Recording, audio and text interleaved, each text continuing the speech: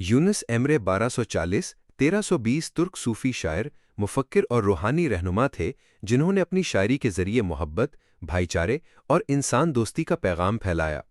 इनका शुमार उन सूफी शख्सियात में होता है जिन्होंने तसव्वुफ को सिर्फ खवास तक महदूद नहीं रखा बल्कि आम इंसानों की ज़ुबान में पेश किया।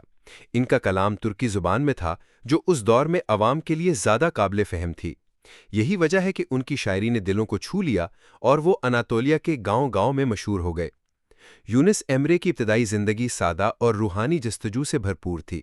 उनके दिल में सच की तलाश थी जो उन्हें मारूफ सूफी बुजुर्ग तबदूक एमरे की खानकाह तक ले गई।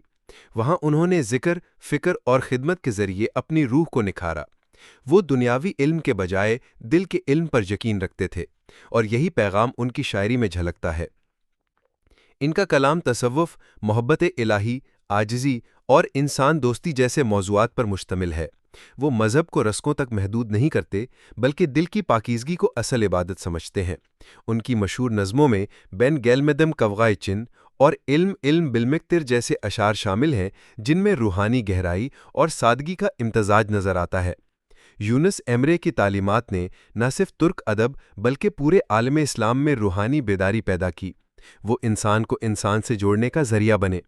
उनका पैगाम आज भी उतना ही जिंदा है जितना 700 साल पहले था।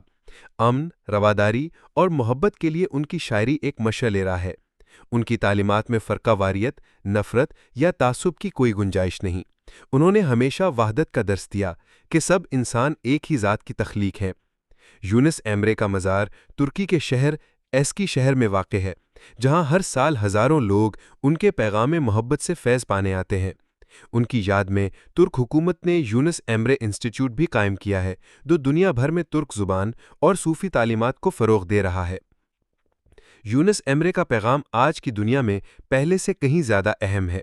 एक ऐसा दौर जहां नफ़रत, तासुब और इंतशार बढ़ रहा है।